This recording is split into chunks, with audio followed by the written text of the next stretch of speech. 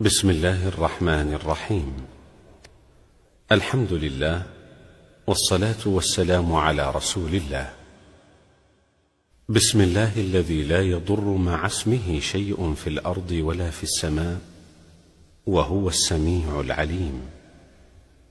أعوذ بكلمات الله التامات من شر ما خلق. رضيت بالله ربا، وبالإسلام دينا، وبمحمد صلى الله عليه وسلم نبيا ورسولا. حسبي الله لا إله إلا هو، عليه توكلت، وهو رب العرش العظيم. أصبحنا على فطرة الإسلام، وعلى كلمة الإخلاص، وعلى دين نبينا محمد صلى الله عليه وسلم، وعلى ملة أبينا إبراهيم حنيفا مسلما، وما كان من المشركين.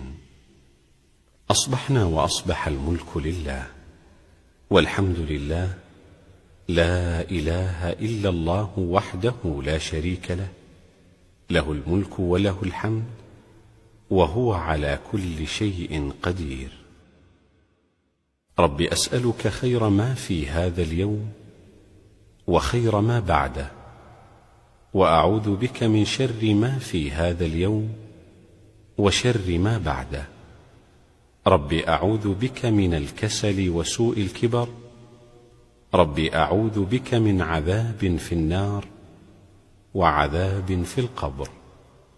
اللهم بك أصبحنا، وبك أمسينا، وبك نحيا، وبك نموت، وإليك النشور. اللهم إني أصبحت أشهدك وأشهد حملة عرشك وملائكتك وجميع خلقك بأنك أنت الله لا إله إلا أنت، وحدك لا شريك لك، وأن محمدا عبدك ورسولك.